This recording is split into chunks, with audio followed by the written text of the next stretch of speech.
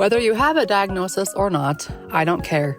Jump inside this podcast and I'm going to teach you how to read your own blood work so you can find the answers to your health concerns. Yes, those normal labs that your doctor keeps saying, oh, they look great, we'll see you again in 6 months. They really have answers in them if you know how to read it correctly. So come join me along this journey, leave a review, and share with your friends. Let's dive in.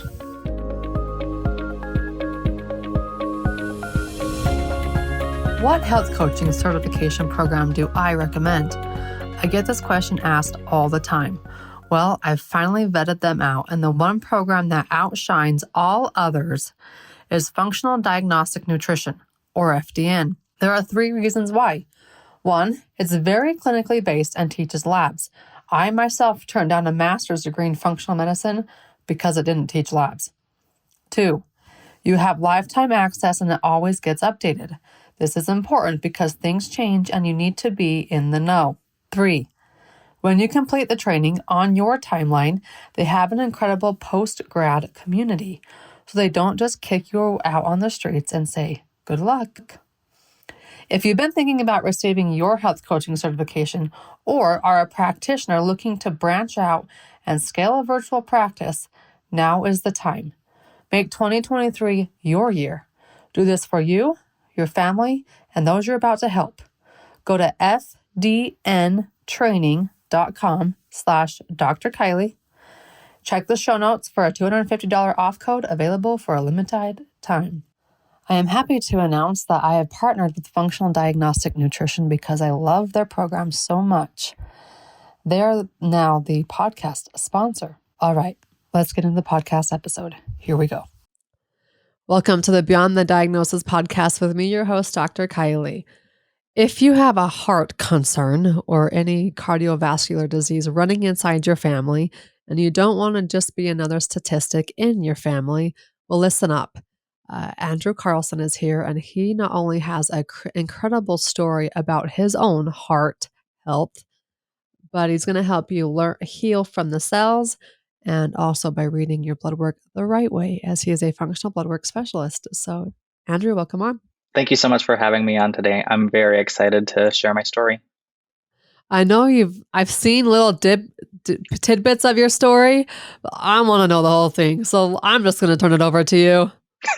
Sounds good.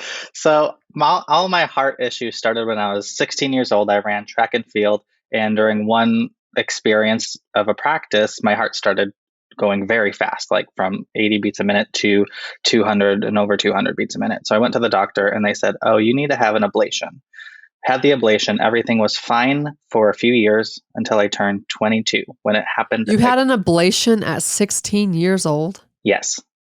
Holy smokes. My dad just had one. 54? Wow. Yeah. That's crazy. Okay, keep going. So then I had one at 21. And at 21, the doctor came to me and said, hey, this is unsuccessful. We can't find the little hole that's in the ventricle part of the heart. So we have to put a defibrillator in just in case. And that was at 21, that's a big decision to put a defibrillator in. But they basically said, put a defibrillator in, otherwise you lose your driver's license. So I had to get a defibrillator put in at 22. And then he said, all right, now we want to make sure that your heart is healthy. So make sure you get plenty of exercise. So that's what I did. I exercised. The very first time I exercised, I got shocked. But I didn't just get shocked once or twice by the defibrillator like it's supposed to, and then the heart rhythm goes back to normal. This one ended up going 62 times. And it messed up my heart in such a way to where I had to go into the hospital. I was in the hospital for about 5 days. I had 2 additional ablation surgeries just to get it back to a normal heart rhythm.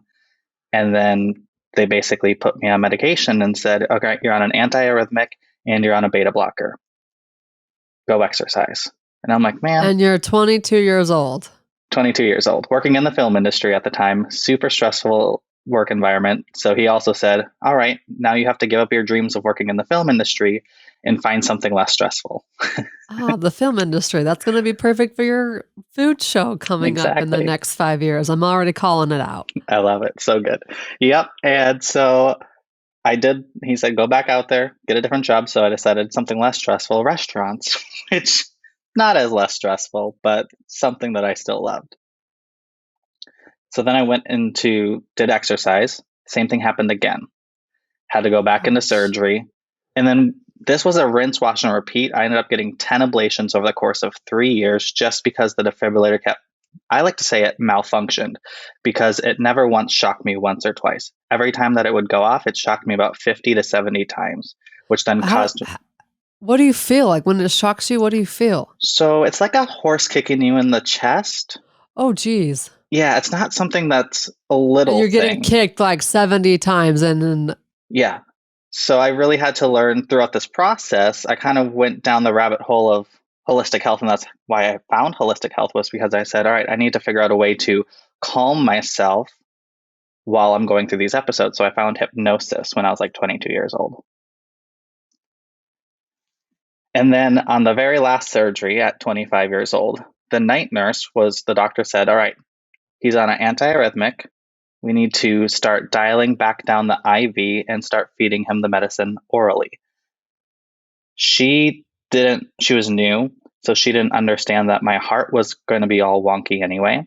So instead of dialing back down the IV, she only increased the dosage of that medication with feeding me orally and keeping it at full steam through an IV.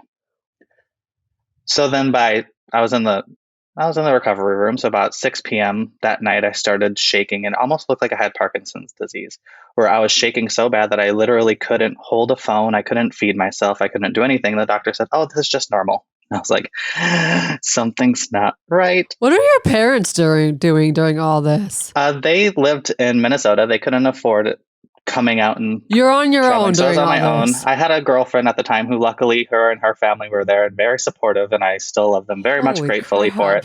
But yeah, all my parents and family were back home in Minnesota.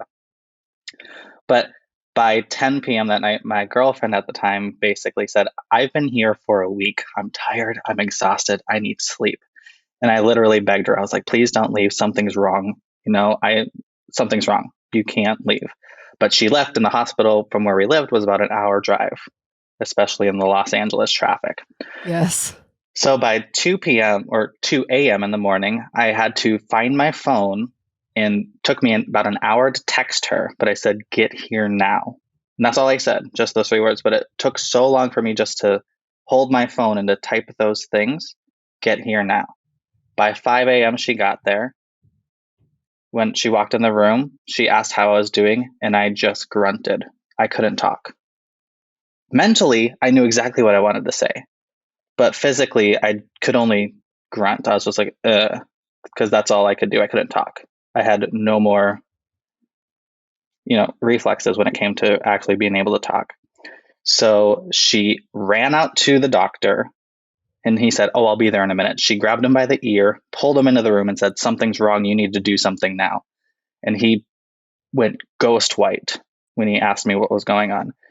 And they said that you should never just take the IV out because it's very deadly for the IV just to come out, which is why we needed to dial back down the medication through the IV. They yanked that IV out. They rushed me down to get a brain scan, and they saw that I was moments away from stroking out and dying. And then it took me about 8 hours to get back to a place to where I could talk again. And that was at 25 years old. Because they had your medication dosed at such a toxic level. Through an IV plus oral. Mm-hmm. Okay, keep going. Then, I'm listening. From there, I basically was like, all right, this defibrillator is not doing anything that it's supposed to be doing. We need to turn it off. It took them 2 years for them to be okay to a point to where they could turn off the defibrillator. So I spent a 2-year period not being able to work out, stressed out, dealing with palpitations left and right on heart medication. And then I basically said, I can't live like this anymore. So we need to turn the defibrillator off because I have PTSD when it comes to exercising. I'm super stressed out. You never know when that thing is going to go off. Exactly.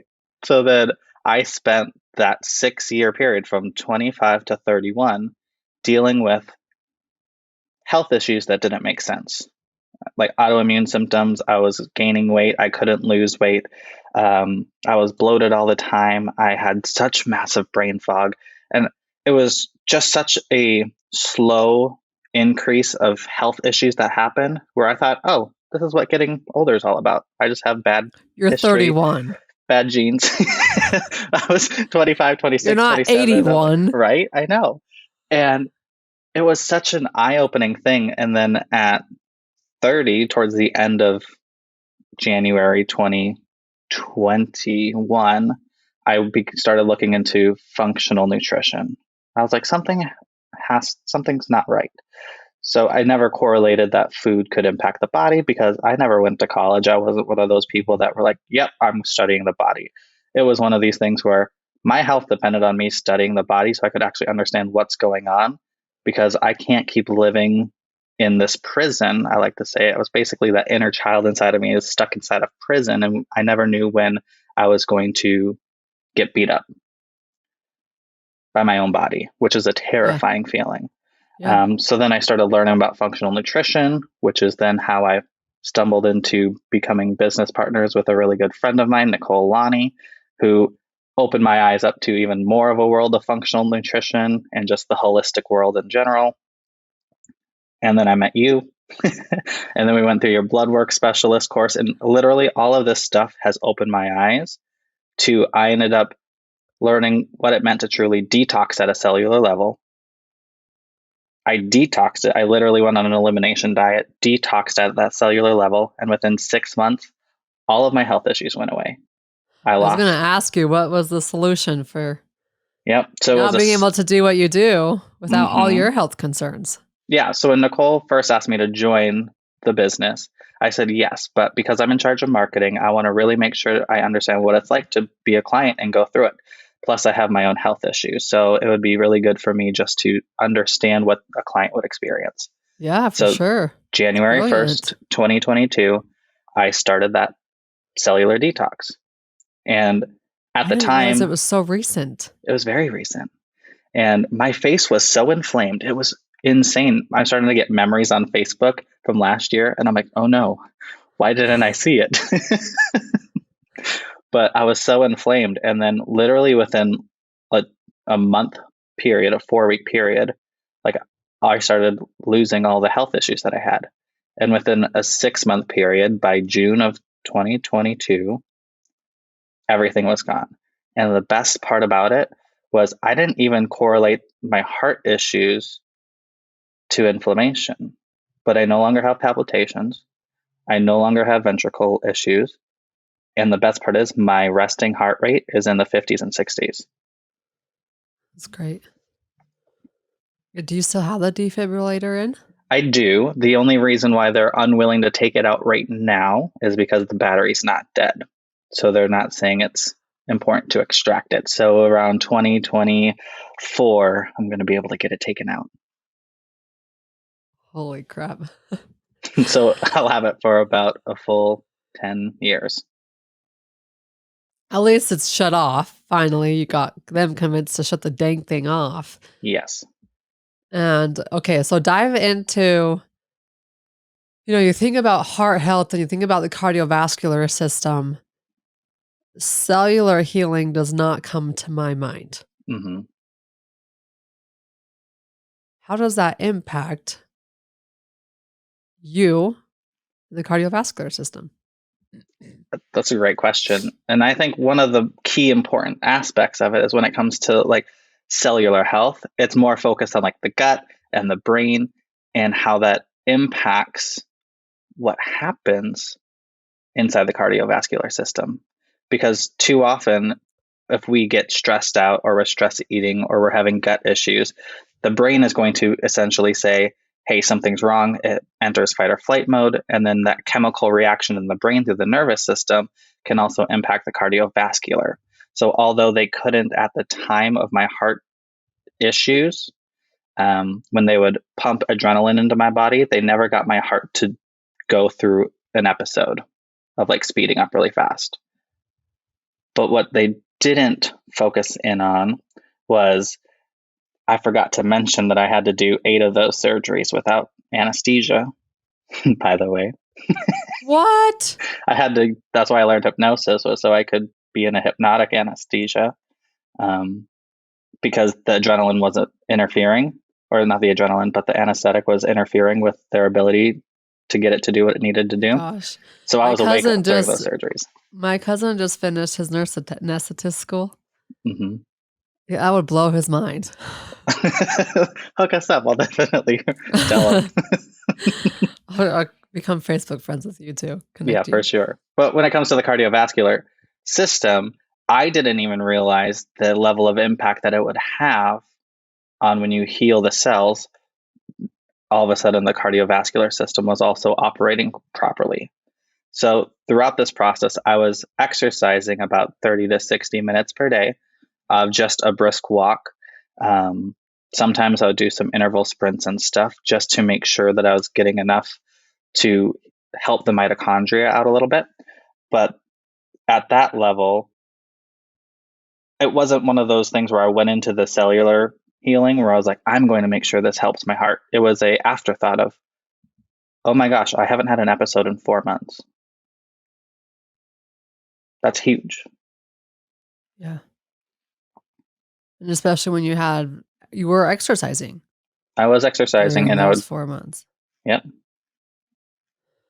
Okay, so you started healing your cells. What damages cells to begin with? Stress. And not just stress like externally, because if you're a parent, you're going to have stress. If you're a business owner, you're going to have stress. If you're a human being. If you live in 2023, you have stress. Exactly. But everything else around us causes stress as well. A lack of sleep, the chemicals that you use for cleaning solutions, which is why I always talk about making sure you use non-toxic cleaning solutions. What you eat, because digestion is actually the number one most stressful thing our body can go through every single day. So yeah, I understand if you're having adrenal issues, eating 2 to 3 times a day is necessary to keep that energy level up while you're healing the adrenals. And a lot of personal trainers will say, you need to eat 2 to 3 times a day to make sure that you feed your cells. And it's like, sometimes your cells need a break. And there's really a balancing act. It really is. How do you navigate that balancing act with every individual? Through their blood work, because I really want to make sure the number one thing that, well, not the number one, but another thing that causes internal stress is going to be those low-grade viruses or those low-grade infections that kind of act like sharks in the water, and they wait till there's that weak chain in the genes, or you're dealing with something, and then they'll go attack.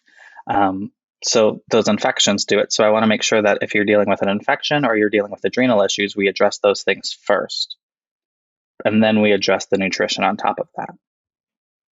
But if you're relatively healthy as an individual, then making sure that you eat enough 2 to 3 meals a day is going to be more than plenty for you. So if you were to say, what's two ways you can do right now, 2 actions to whatever it is you can do right now to start healing your cells, what would they be? The first thing would be sleep. Making sure that you're getting enough adequate sleep, because if you're not getting enough sleep, your body can't actually go through the detox process. And good sleep too. Quality sleep. Yeah. Not just 8 hours of sleep and then you've woken up every hour. It's like you want to make sure you're in that REM cycle, you're in that deep sleep cycle, and that you feel refreshed when you wake up.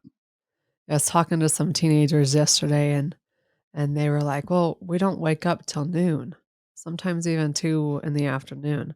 Wow. And then my next question was, well, then what time do you go to bed? Oh, like 2 or 3 in the morning. Well, you just wasted the most important 4 hours of your night. Exactly. And then you wonder why teenagers have issues. Mm-hmm. Humans are no different, or adults are no different. Doesn't matter your scenario. Get the good sleep, make it quality, make it a priority. It's not worth your health being destroyed because you're unwilling to make wise choices when it comes to bedtime. So 1, sleep. What's number 2? The second thing I would really focus in on is nutrition. Okay. And the reason why this is so many people, especially if you're focusing on that standard American diet, you are causing a lot of internal stress in the body. So if you're not focusing in on making sure you're getting high quality fats, proteins, vegetables, fruits, things that really do replenish the body, then you're kind of just putting yourself already at a disadvantage throughout the whole day. So we could call it as eat things without a label. Yes. Whole foods. Whole foods, real foods. Mm-hmm. That's my kind of diet right there. And then if you splash in a Hershey's Kiss or two, it's not a big deal, right? Exactly. You need to treat yourself every once in a while. That's my thing too, is like the way I determine whether you're on a good blood sugar stability or not. Can you just have a bite of chocolate, or do you need to eat the entire candy bar? 100%. Right? If you just have that bite and you're satisfied, ready to rock and roll. If you need to eat the entire Snickers, we got some work to do. Yep, absolutely. Okay, so there you have it. If Andrew can overcome his crazy cardiovascular story at such a very young age, you can too. In fact, you can better than overcoming, let's prevent it in the first place. 100%. Go work with Andrew and his partner, Nicole Lanny, at cellularhealthandwellness.com. You can also join their Facebook group, Autoimmune Health Secrets Revealed.